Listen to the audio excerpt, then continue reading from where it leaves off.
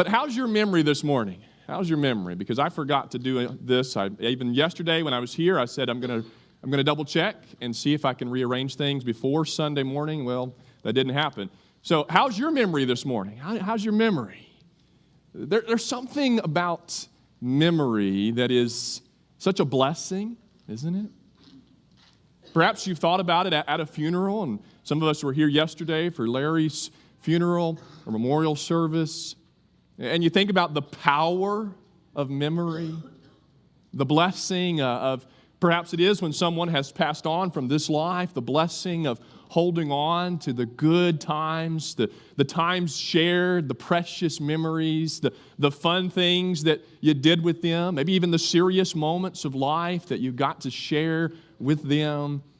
It is true that memory is a powerful blessing from God, the power of memory. But it is also true that memory can be a burden, isn't it? But sometimes there are some things, dare we say, some people in our lives in the past that we'd like to forget. And we discuss and we write songs about trying to forget things or people and pushing things out of our mind. And there's a whole psychological side to that, right? Of repressed memories and things that stay in our subconscious and all of that. It's just that sometimes the ability that God gave us that is a great blessing, sometimes because of this life and its bad side, it's that there are bad memories that we'd like to forget. But all of that supports that overall idea this morning that memory is powerful, the power of memory. But not only that, memory is closely related to thanksgiving. There's the power of memory, but then there's the need for thanksgiving, for gratitude, for thankfulness. And although there is a day on the calendar this week that is called Thanksgiving Day, thanksgiving, the giving of thanks for the child of God, for the Christian, is not a day, it is not a holiday, it is a spiritual discipline. It is something that we are to do on a daily basis throughout our day. It is when I remember how good God has been to me, or even when I remember what people have done for me. It trickles down from the ultimate giver with a capital G to other ways that God has worked through people and events and moments in my life. Throughout Scripture, we are told, we are commanded, we are encouraged to be a people of God who do just that, who remember. And then the natural outcome of that is when I remember God's grace, when I remember His goodness, I am drawn to give thanks for that, to respond to that memory with feelings of gratitude, with words of thanks, with actions where I'm living out my appreciation for Him. And so it's a good time to stop and think this morning, this week, about the ability God gave us to hold on to His blessings and give thanks. In order to do that, let's consider these three this morning that we forget. As humans, and yes, as Christians, we forget. But God never does. He always remembers. So we must learn to remember, or we must be those who have a thankful remembrance, who give thanks with the power of memory. We forget. Aren't you glad He doesn't? So let's be reminded today of the thankful remembrance. Here's that first one then, that we forget. Isn't that frustrating? Although God gave us the power of memory, He did not make things or review. In a sense, you might say He doesn't keep our memory so that it is without fail. How many of you have ever, don't raise your hand on this, okay? But if you can remember, do you ever remember, have you done this phenomenon where you're in your house and you leave one part of the house, you go to the other part of the house, and then you do this. You go, now why did I come in here? And then if you're smart about it, what do? You retrace your steps, right? You go back into the kitchen and you think, okay, I was standing here at the sink, and then sometimes you just stand there. You ever done that? It gets kind of awkward with yourself because you just stand there and you think, okay, something's supposed to happen. There's my brain is supposed to work here. You ever done that?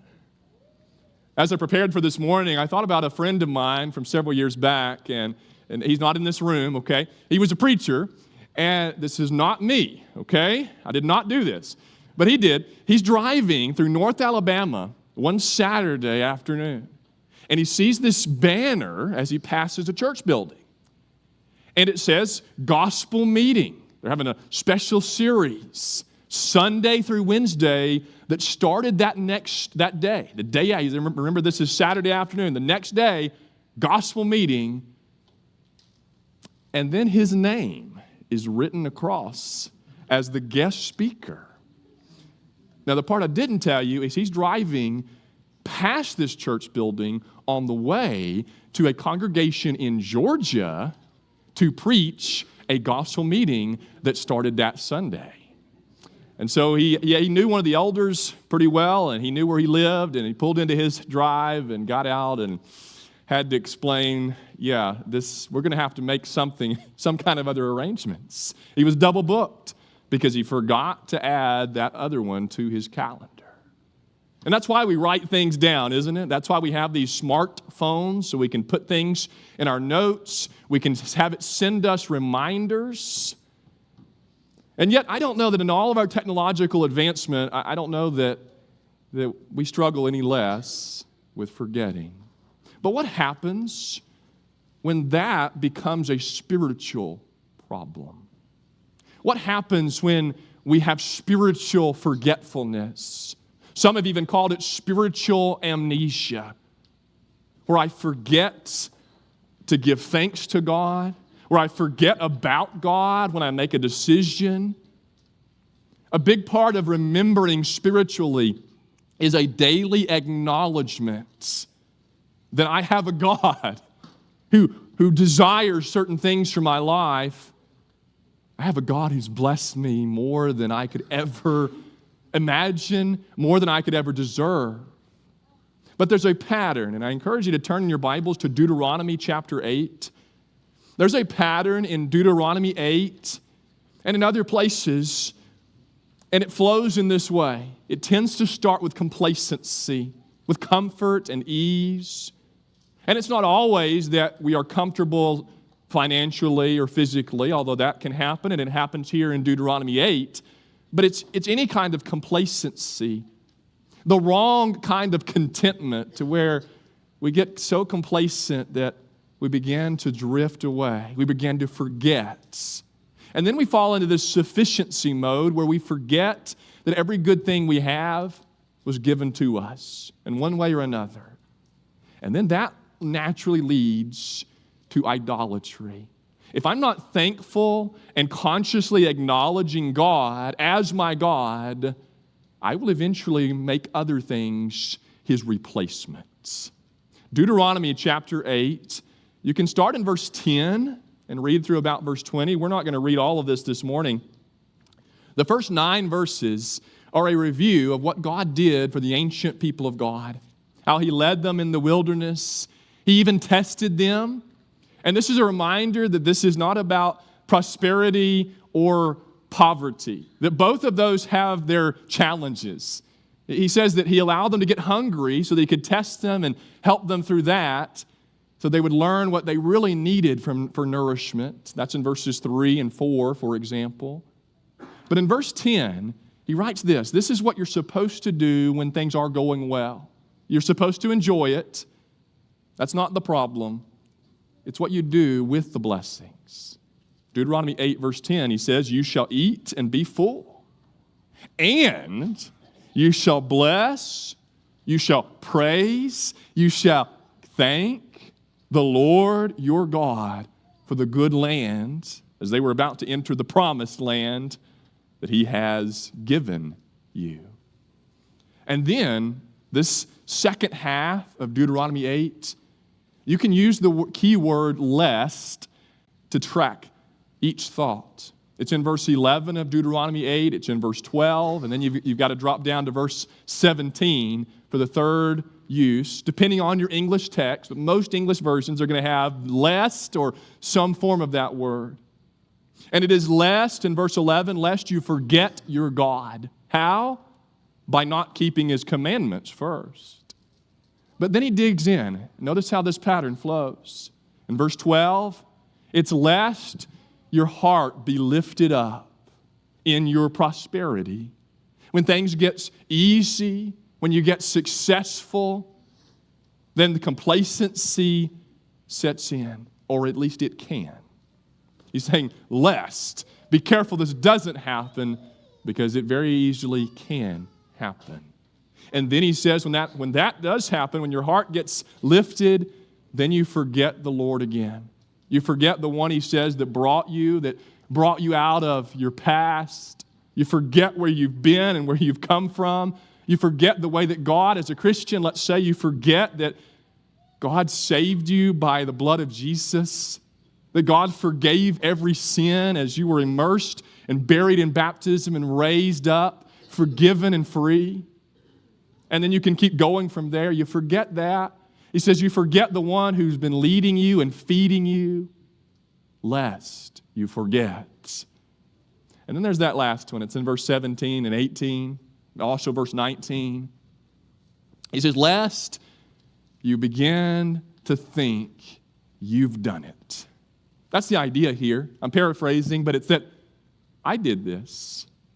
That's where the sufficiency begins to really take over, the self-sufficient attitude of, I earned that. Or even, I'm entitled to this. This is what I get because I've done it.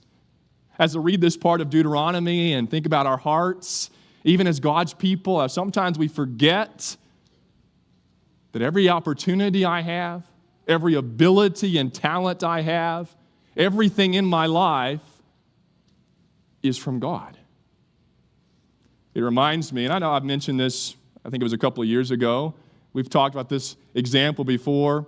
But if any of you have seen the old Jimmy Stewart movie called Shenandoah, where he gathers the family for their meal, and his prayer is along these lines. He says, we gathered this, we planted this, we did all this work and worked all year so that we'd have this now that we're about to even eat together, and we did it, and we did it without you, Lord, but thanks anyway, is basically how the prayer goes. We did all the work, but thank you anyway. That's the sufficiency here, where we forget God and His goodness. So that when you finish Deuteronomy 8, idolatry then, he says, lest you forget God now. How? By turning to other idols.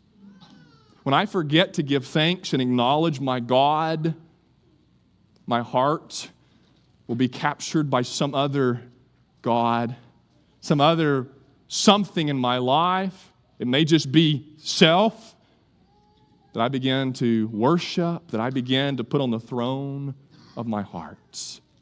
We forget. And part of why in our world today that we forget is that we are too demanded. We have too much on our plate.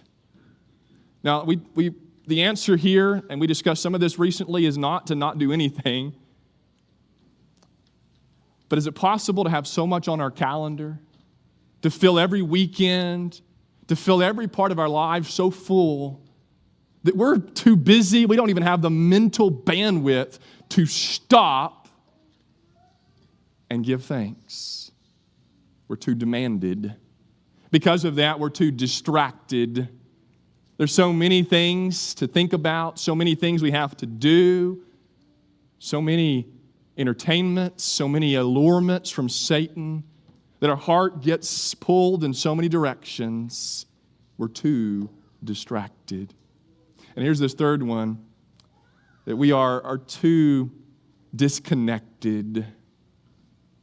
We are the most connected society ever, in that we are connected online, social media, and other platforms. but we're also possibly the most disconnected society ever. And so those distractions, those disconnections, we end up going through life, going through the motions, and we get lost in life and forget to give thanks. We have a kind of lostness in the digital world.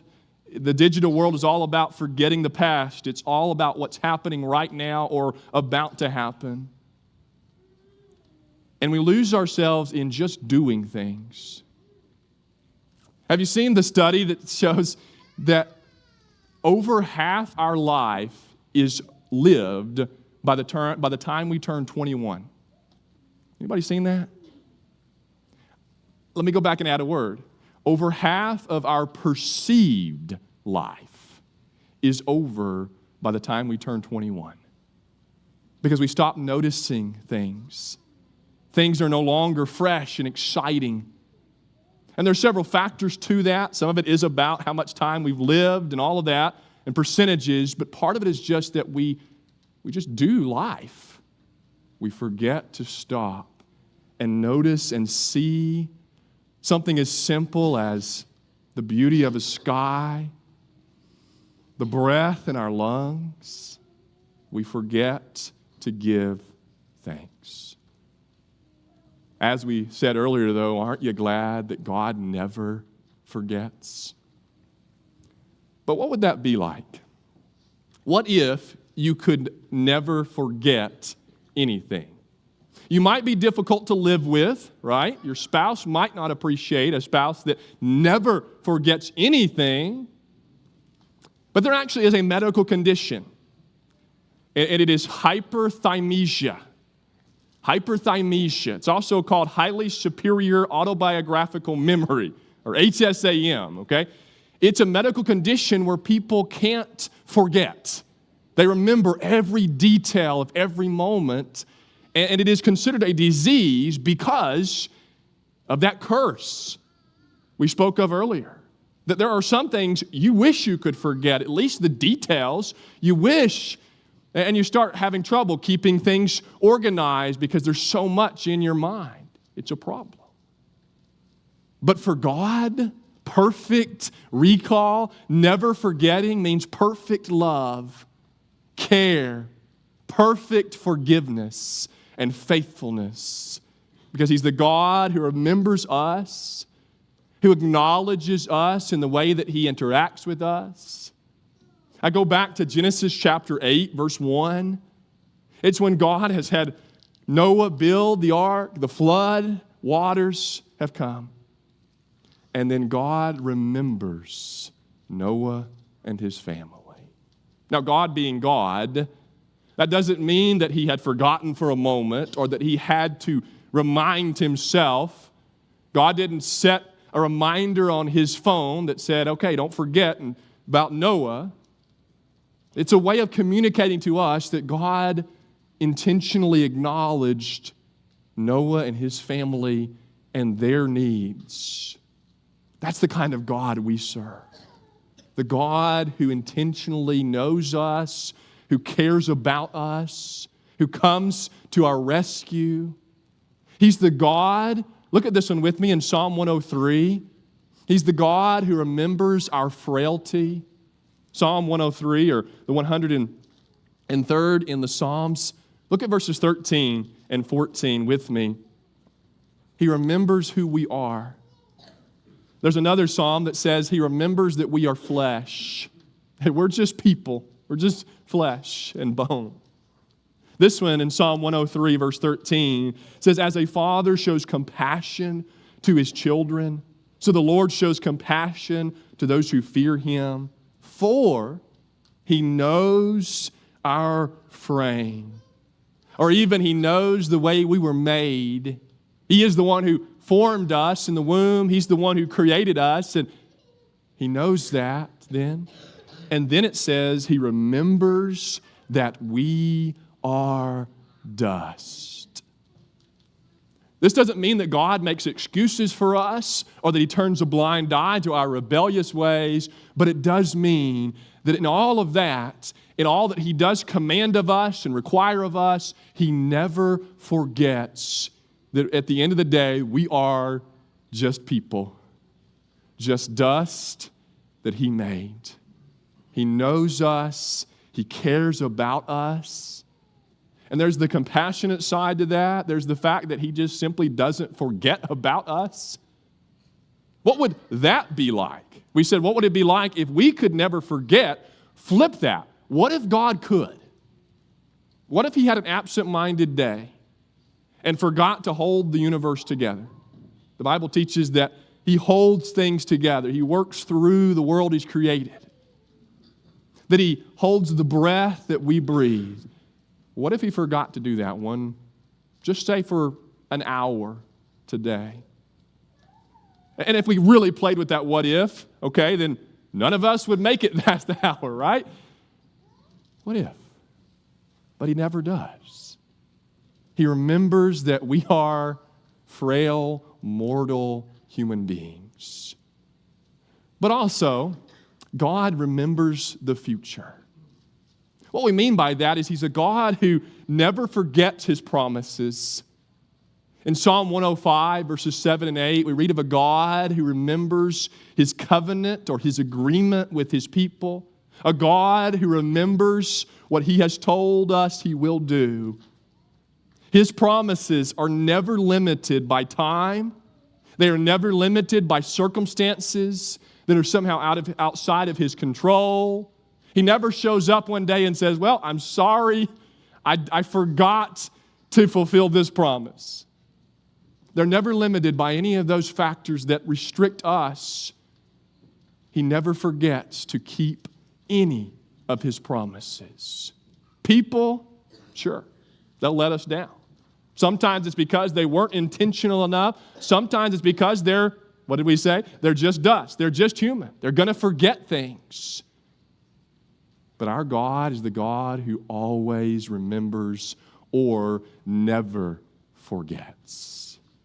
We forget. Sometimes we forget about him, but he never forgets us. That's why we must learn to be people who remember and give thanks. How do I do that? There's a clue in Psalm 103, 1 and 2. We were just in Psalm 103, 13 and 14. I've still got my Bible open there. Let's read that one. The first two verses. The first verse starts with an emphasis on full-hearted devotion to God. That one of the ways to intentionally go about remembering and being thankful better is to start by making sure I've given my whole self, my whole heart to God. I'm not holding back any of who I am from God. And that may be when I become a Christian, that may be that I've become a Christian, I need to go back and recommit myself. He says, bless the Lord, O my soul, and all that is within me, bless his holy name. And then, bless the Lord, O my soul, and forget not. Outside of the poetry and the way this is written, we'd probably just say, don't forget any of God's blessings. The English Standard says, forget not all his benefits. Don't forget. How? Well, it would help if I would commit myself to God and then even tell myself, remember. Maybe do that.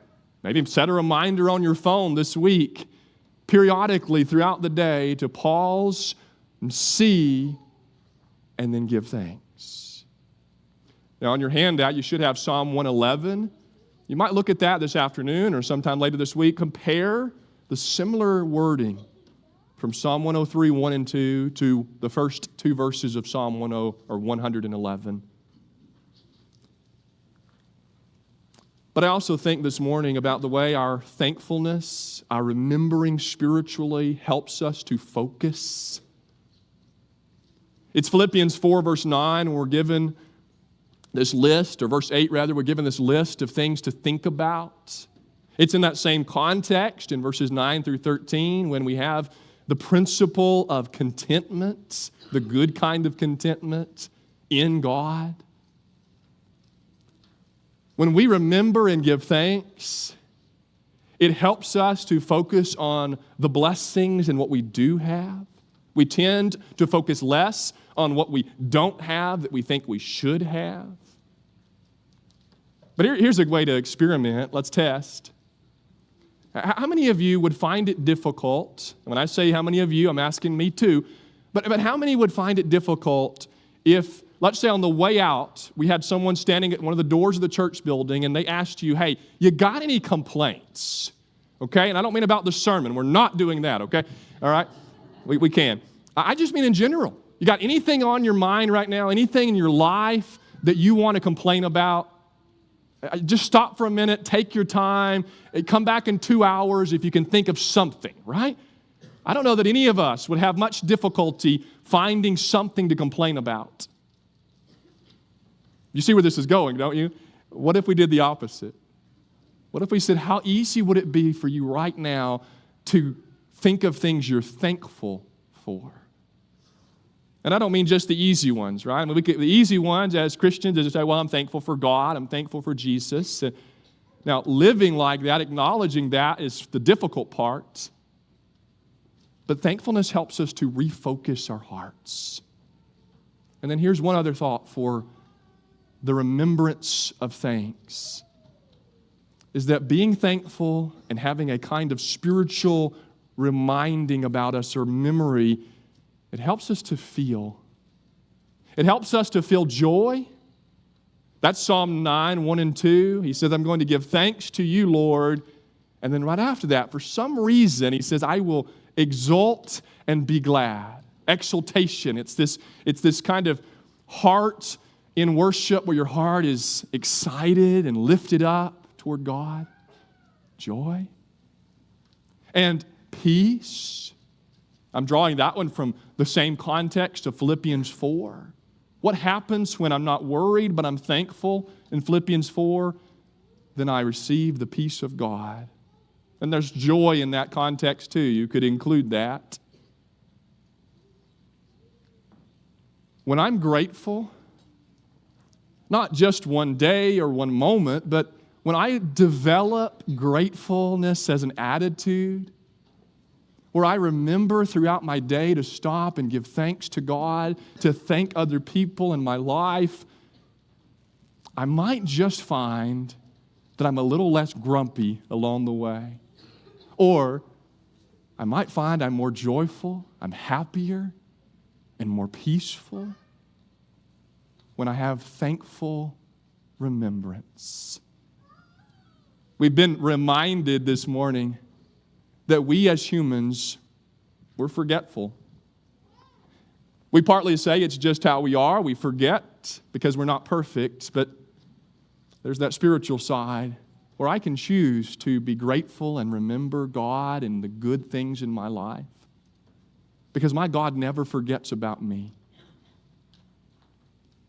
We serve the God who remembers, who acknowledges His people to the point of doing what no pagan, what no fake God would ever do in our even imagination, to come down and die for humanity. And that's what we do every week. As we partake together, as we've done this morning, we are remembering intentionally, as He said to do, what He did, just how much He remembered us. This day, this week, may we be those who acknowledge Him daily, who take the efforts to use the power of memory to give thanks to a God who remembers us like no one else. That's the call this morning, to come to Jesus, to live for Jesus, to remember the one who never forgets about you. Let's stand and sing together.